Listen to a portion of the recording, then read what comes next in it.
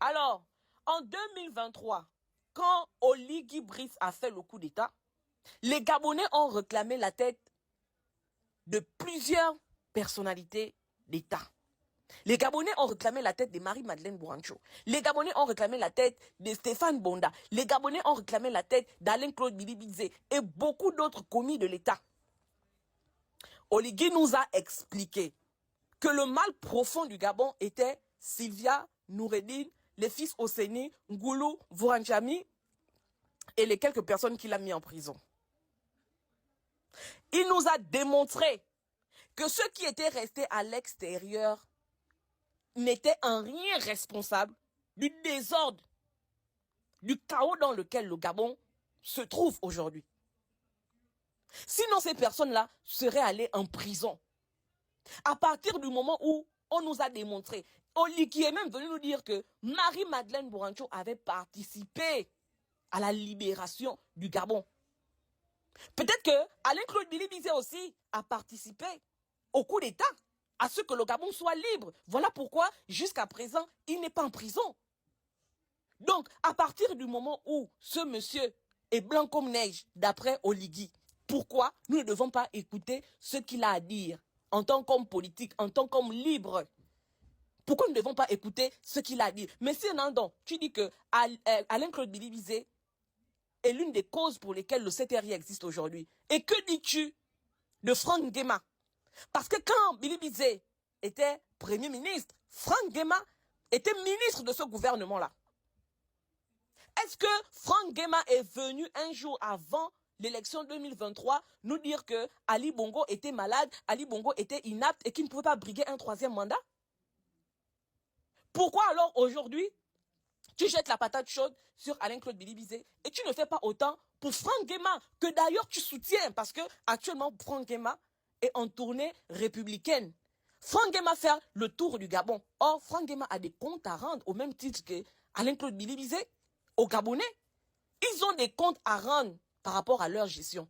Donc, si Franck Nguema est libre comme le vent, il est libre de parcourir le Gabon, Alain-Claude Bilibizé a le droit de s'exprimer. Et les Gabonais qui voudront entendre Bilibizé, ils l'entendront. Mieux, ils le soutiendront. Parce que on est fatigué avec vos indignations à géométrie variable. La responsabilité de l'organisation d'une élection présidentielle n'incombe pas à un Premier ministre. C'est une aberration que de le dire. Au Gabon, nous savons tous qui a organisé l'élection de 2023, qui avait la responsabilité de l'organisation de cette élection-là. Tout le Gabon est informé de ça. Peut-être que toi, mais sinon, non, tu n'es pas informé. Mais moi, je t'informe que le monsieur qui a déclaré Ali Bongo président en 2023 s'appelle Stéphane Michel Bonda. Il est assis chez lui. Donc, tu fais une dénonciation et tu accuses Bilibizé d'avoir fait le lit du CTRI. Tu mets de côté les personnes qui ont tripatouillé, qui ont bidouillé les résultats de l'élection, qui nous ont menés à la situation du coup d'État. C'est de la manipulation.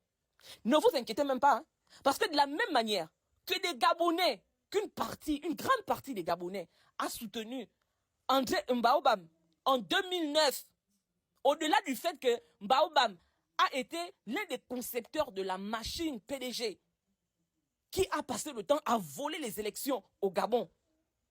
Quand il est venu demander pardon, plusieurs Gabonais se sont mis derrière lui. De la même manière que Jean Ping en 2016, alors qu'il avait déclaré en 2009 que l'élection d'Ali Bongo ne souffrait d'aucune contestation. Malgré ça, les Gabonais se sont mis derrière lui. C'est de la même manière qu'une partie des Gabonais, que vous le vouliez ou pas, une partie des Gabonais se mettra derrière Alain-Claude Bilibizé. C'est comme ça et pas autrement. Parce que si on était dans une rupture, je pense que peut-être qu'Alain-Claude Bilibizé aurait écrit son livre en prison. Mais comme Oligui nous a démontré que ce monsieur est blanc comme neige, il a le droit de s'exprimer. Et les Gabonais écouteront ce qu'il a à dire. Parce que, jusqu'à preuve du contraire, chaque Gabonais dispose encore de son libre arbitre. Vous n'allez pas nous imposer. Vous faites des dénonciations à géométrie variable, vous faites des dénonciations de manipulation, alors que vous vous baladez avec des personnes qui font partie de ce problème, de la situation chaotique dans laquelle le Gabon se trouve. Vous marchez avec ces personnes-là. Franck Nguema, c'est quoi son bilan quand il était ministre? Mais il n'y avait pas que Billy Bizet qui voulait impérativement que Ali Bongo soit réélu président. Il y avait également Franck Guéma, parce qu'à cette époque-là, il était ministre et il roulait pour ses intérêts. Commencez par dénoncer les personnes avec qui vous marchez, qui ont été un problème pour ce Gabon-là. Si vous voulez être audible, si vous voulez qu'on vous écoute, si vous voulez qu'on donne du crédit à ce que vous dites, soyez honnête. Billy Bizet est un Gabonais, libre. C'est un homme politique. Ce qu'il a à dire sera écouté par ceux qui sont